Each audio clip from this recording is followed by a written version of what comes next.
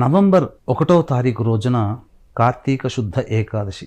విష్ణు భగవాన్ల వారు నిద్ర నుంచి మేల్కొనేటువంటి రోజు శయనేకాదశి, ప్రబోధిన్యేకాదశి అని అంటారు.